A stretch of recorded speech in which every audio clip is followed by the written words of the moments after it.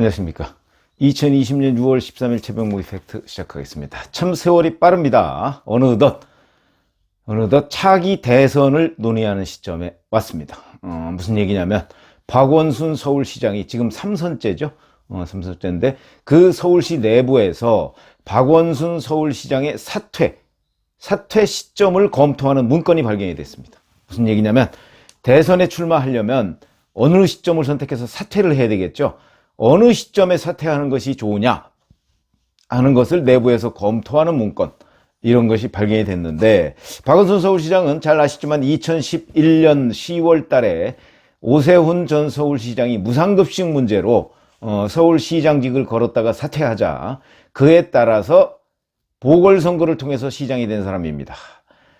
아마 미래통합당 계열 사람들로서는 그때 참 많은 아쉬움이 있었을 것이고, 오세훈 전 서울시장은 그 당시에 이미 이 사람 정치 감각에 정말 문제가 있는 것 아니야? 해서 그게 사실은 업보로서 본인한테 남아 있습니다. 그래서 미래통합당 계열 사람들한테 오세훈 전 서울시장이 많은 지지를 받지 못하고 있는 이유 중에 하나가 무상급식 문제와 관련한 정치적 오판.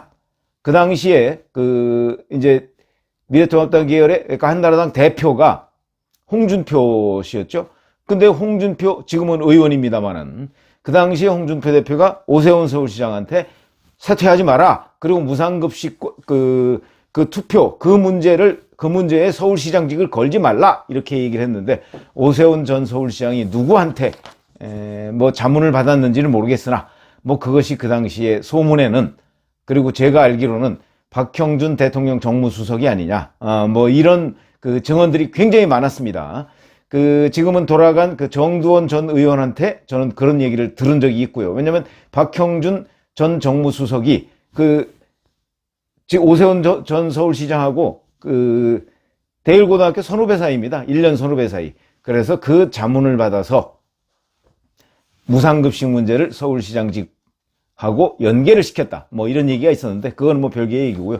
여하튼 그로 인해서 2011년 10월 달에 보궐선거가 됐고요.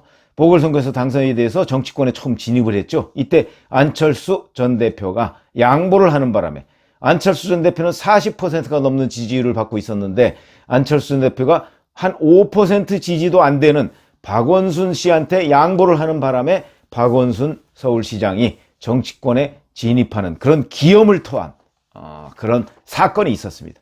그리고 나서 2014년 6월 달에 무난히 재선이 됐고요. 이제 2년 전이죠. 2018년 6월 달에 3선이 돼서 이제는 사퇴 시점을 논의하는 그런 상황이 됐습니다. 이 사퇴 시점, 2022년 3월 9일이 대선 선거일입니다. 5월 달에 문재인 대통령이 취임을 했으니까 그로부터 역산을 하면 3월 달, 그러니까 2달 전에 대통령 선거를 해야 되기 때문에 2달 전 수요일이죠. 수요일인데 여러 가지 이유가 있습니다만은 3월 1일이 휴일이기 때문에, 원래는 3월 2일에 해야 되는데 휴일이기 때문에 그 전날이 휴일이면 일주일 뒤로 그렇게 연기하는 그런 조항이 또 있습니다. 그러다 보니까 3월 9일이 대선 날짜가 됐습니다. 그래서 최근에 박원순 서울시장이 전국민 고용보험 이런 얘기를 해가면서요, 사실은 기본소득 문제에 대한 정책 대결에 뛰어들었습니다. 이렇게 하는 이유 중에 하나가 바로 대선을 의식하는 것이죠. 그렇기 때문에 지금부터 박원순 서울시장, 제가 보기에는 그동안에도 이 3선씩이나 해가면서 뚜렷한 어떤 업무 실적을 남기지 않았다, 이런 비판이 많은데, 지금부터는 더군다나, 그렇잖아도 그동안에 별다른 한 일이 없는데 앞으로 시간은 아마 더욱더 한 일이 없고 오로지 대선 준비에만 전념을 하지 않겠는가, 이런 생각이 듭니다. 기억나시겠지만 박원순 서울시장은요, 서울시장 취임하기 즈음인가 그래서 가장 한 일이 없는 서울시장으로 기억되기를 바란다, 이런 얘기를 한 적이 있습니다. 서울 지방자치단체장, 광역자치단체장이 있는 듯 없는 듯 그게 태평성대다, 이런 식의 발상을 가지고 있는 것으로 보이는데, 글쎄요, 저는 거기에 대해서 동의할 수가 없습니다. 왜 그러냐면 광역자치단체장은요, 가장 일을 많이 해야 되는 사람입니다. 지금 서울시가 우리나라의 거의 절반입니다. 그런데 서울시장으로서 별로 한 일이 없다. 그것도 논란을 불러일으키는 문제. 예를 들어서 서울시 서울역 앞에 있는 고가도로, 이런 논란을 불러일으키는 문제. 그 다음에 지금 그 서울 프레스센터죠? 시의회 건물 바로 옆에 그 뭐 이상한 거 만들어 놓고 지금은 거기다 또 첨성대 뭐 갑자기 뜬금없이 첨성대 갖다 놓고 뭐 이랬습니다. 그걸 만들어 놓고 뭐 그것도 뭐 도대체 뭐 하자는 얘기인지 모르는 이런 일들을 벌여놓은 사람이 바로, 그리고 결국은 보여주기식 행정만 한다, 전시 행정만 한다, 이런 얘기 비판을 많이 받고 있는데, 어쨌든 간에 그래도 3선씩이나 성공했습니다. 서울시장으로서는 최초의 일이니까. 그 또한 제주는 제주다, 뭐 이런 식으로 해서 대선 때도 혹시 당선될까? 뭐 그것 잘 모르겠습니다. 저는 뭐 아니라고 개인적으로 생각을 합니다만은, 어쨌든 간에 그런 것들 때문에 박원순 서울시장의 사퇴 시점은 굉장히 관심 중에 하나고, 서울시 내부에서도 이런 것 때문에 아마 검토를 시작한 것이 아닌가.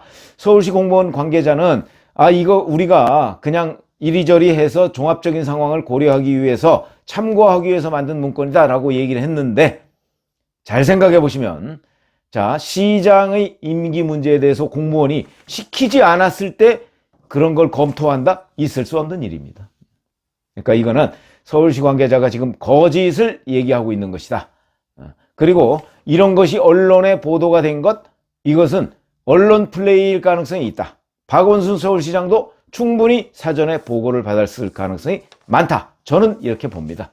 물론 아니라고 다들 뭐 펄쩍 뛰고 있겠지만, 사전에 보고를 받고 언론 플레이일 가능성이 있다. 대선 주자 박원순, 이걸 띄우기 위한 언론 플레이일 가능성 매우 높다. 우선 이런 말씀을 드리고요.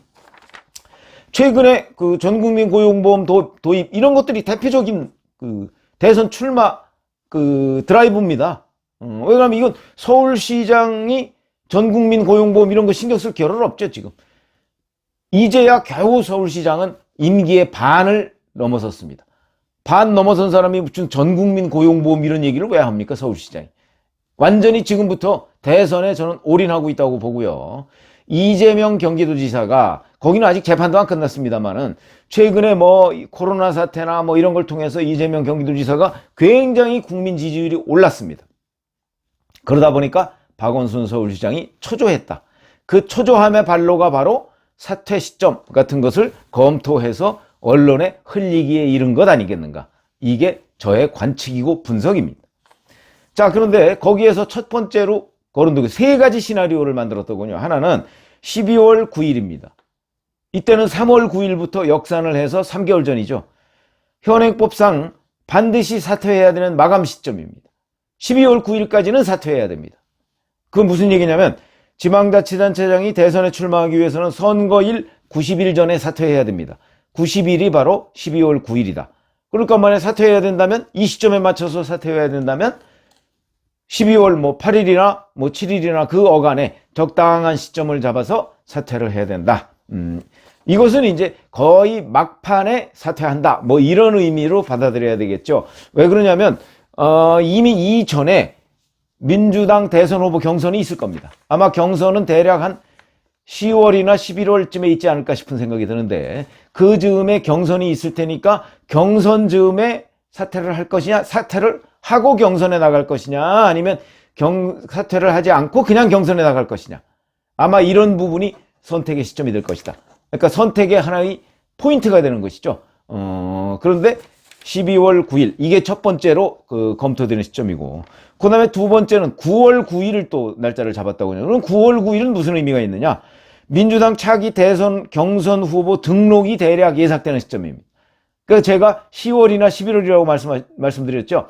그러니까 아마 서울시 공무원들은 대략 10월 정도를 예상하고 있는 것으로 보입니다. 그러면 9월 9일 이즈음에 사퇴를 해야 된다.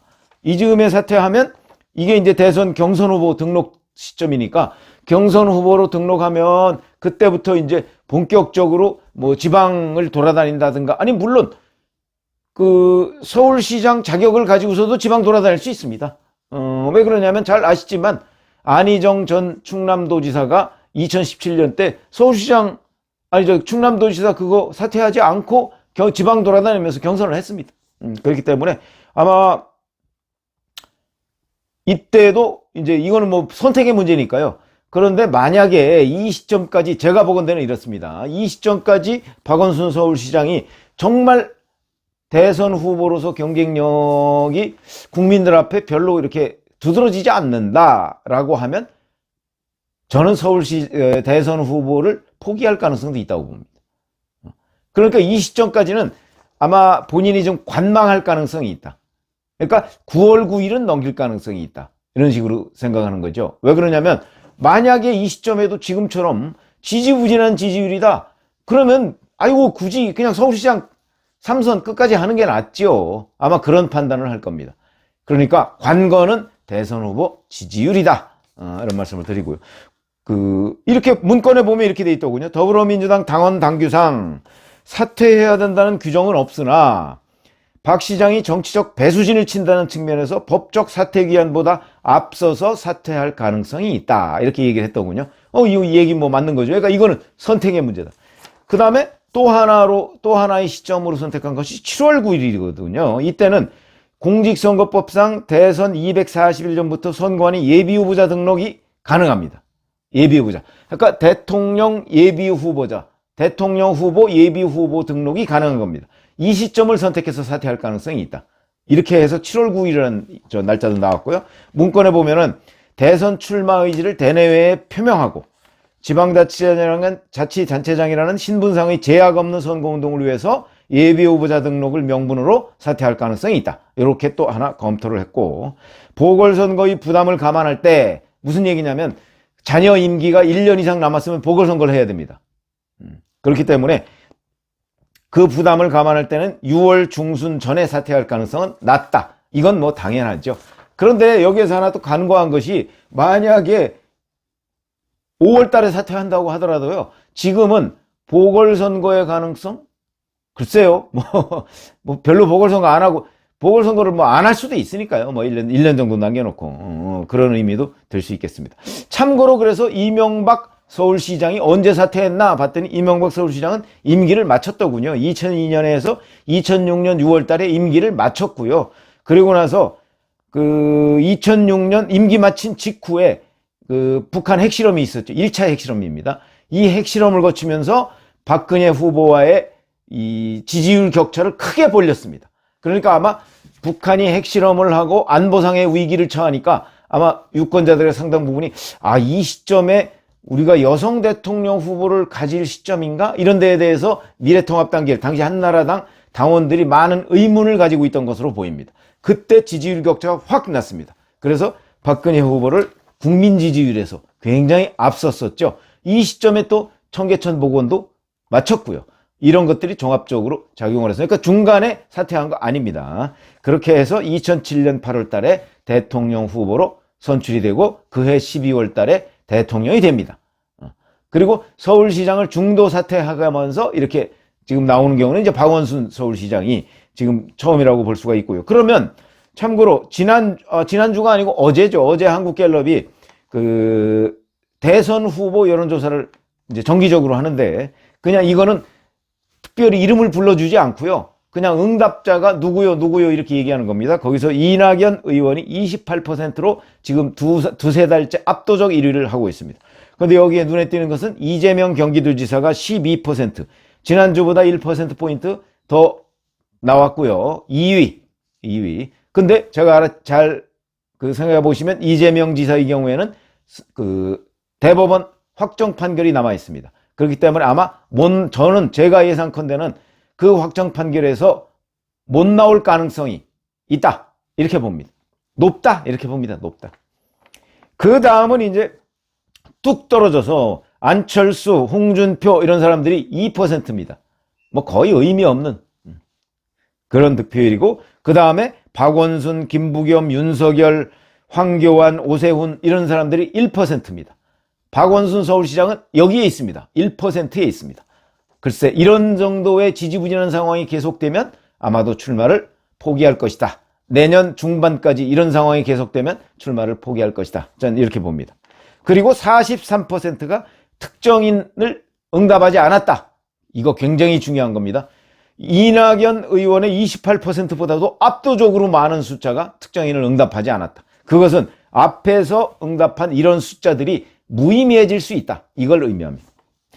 자, 그러면 이 사람들 중에서 대선 후보가, 여당의 대선 후보가 될 것이냐? 저는 그렇게 보지 않습니다.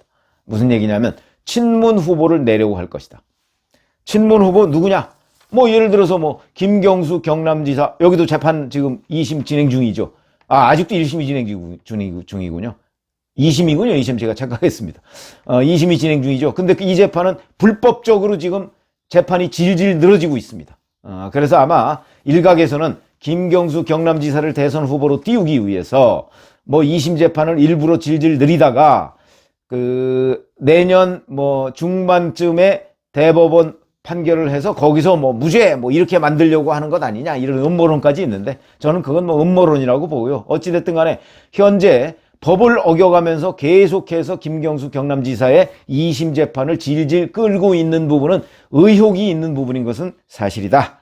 이렇게 말씀을 드리고요. 그 친문주자 떠오르는 시점, 이게 대략 보면 내년 9월 이후일 겁니다. 근데 이 이후인 시점에 아마 박원순 서울시장이 친문주자가 떠오르는 것을 참고해가면서 본인의 사퇴 시점을 결정할 것이다. 저는 이렇게 예상하고 있습니다. 그러니까 아마 9월 9일이라고 여기 두 번째 검토 시나리오가 있는데 9월 9일보다도 그 언저리의 사퇴 여부를 결단할 것이다. 저는 이렇게 봅니다. 감사합니다.